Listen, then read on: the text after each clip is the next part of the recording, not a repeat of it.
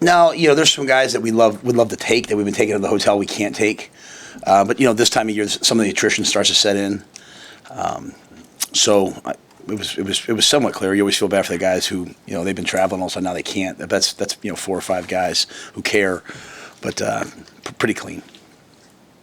Do you have any update on Malcolm's progress, and are there any other notable injuries heading into Saturday? Yeah, I'd say Malcolm's doubtful for Saturday. There's a northeaster coming in. Have you done anything in practice to prepare for what the weather could be like? Yeah, it looks like initially it looked like it wouldn't get to us. Susan does a great job of every day updates the weather and wind. But we did wet ball stuff during the course of the week. We much prefer rain to wind. So the rain, we practice outside here. We never go inside. So we pretty much prepare for it all year. But we did do wet balls this week just to be prepared for it. It's not going to travel. No. Well, I shouldn't say that. Based upon how he runs today. So watching him, I doubt that we'll take him.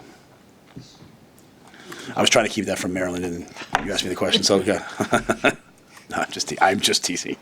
It's just no. We take we take like a lot of guys. We believe in like game day. Like, hey, see what they can do game day. We ran him today. I'll go talk to him here in a minute. But I'm highly doubtful that he would go. It's not in his best interest. We talked to Carter Nelson after the game on Saturday. What's the value in just a special teams role for guys like him and younger guys on your roster that are kind of trying to find their place on the roster?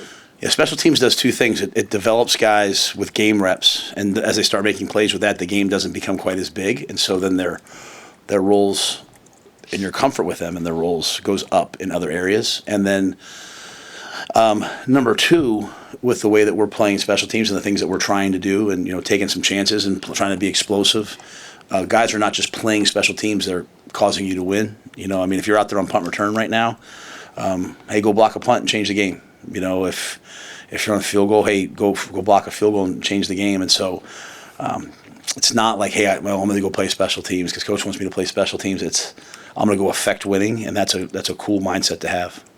When you guys go on the road as a coach, what do you learn about your team just in terms of how it performs and responds in a true road environment? Yeah, Andy Reid says all great teams do 3 things. They eliminate distractions, they create their own energy, they fear nothing and attack everything. And I think the first 2 are very, very applicable when you're on the road.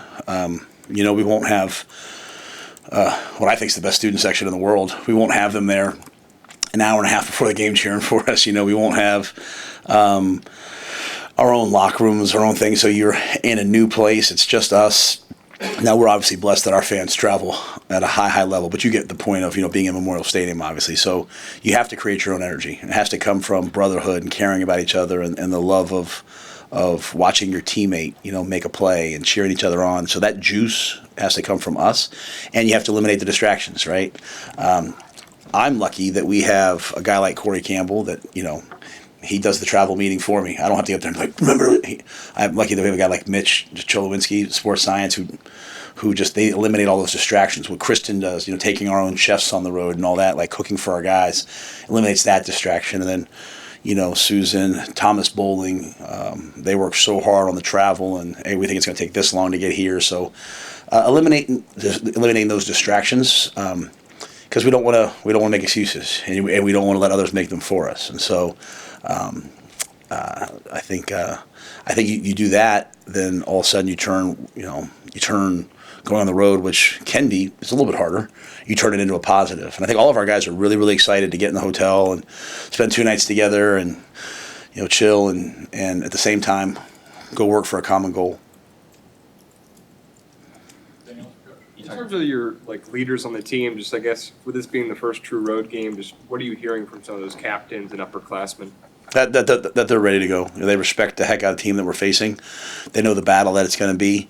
We're going on the road to face a 4-1 football team at their place. That's Big Ten football. So I think our veteran players and our leaders understand that it's up to them. It's not up to us as coaches. It's up to them to make sure that our team is ready to play.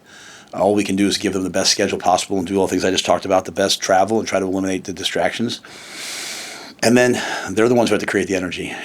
I can get up and say X, but I can promise you this: when it's coming from Sierra, when it's coming from Keese, when it's coming from someone, when it's coming from Jacory, they're going to listen a lot different. And so And then also, at the end of the day, we just got to go play well. We got to play to our standard. And so I think when the players take it upon themselves, like, Coach X is going to call this, Coach Holt's going to call this, Coach Butler's going to call this. Hey, we got to bring it to life and not have it just be lines on a paper, but all of our 11 guys out there bringing their own personalities to it and blending them.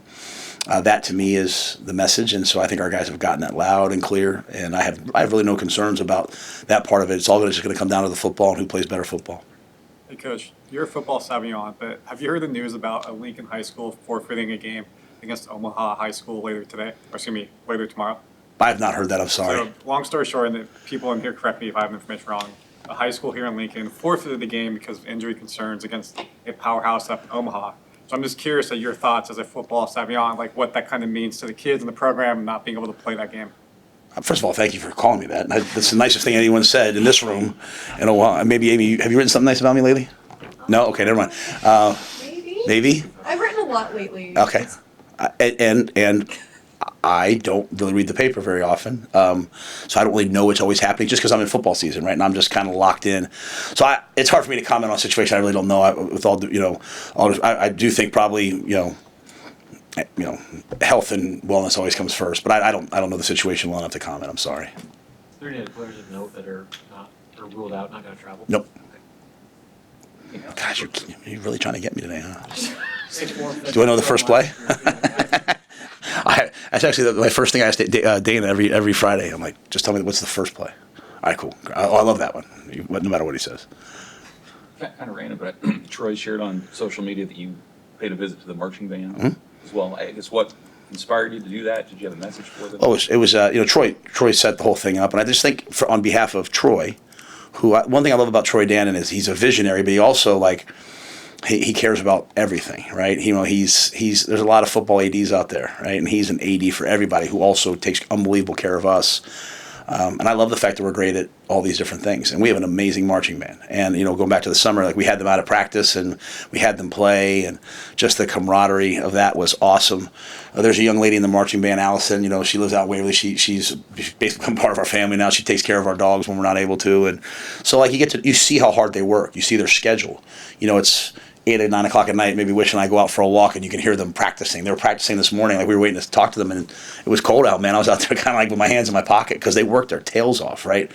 And it's not just the music, obviously. Today, they have iPads out there. Here's the music. Here's where you line up. Here's where you're marching to. There's so much to it, and I think it gives us an unbelievable home advantage. There's nothing in the world like coming out of the gates of Memorial Stadium and seeing the cheerleaders lined up and seeing the students lined up and seeing the band and get ready to do their thing. And so I think it's they just add so much that in some small way. Again, it was Troy's idea, but we wanted just to say thank you.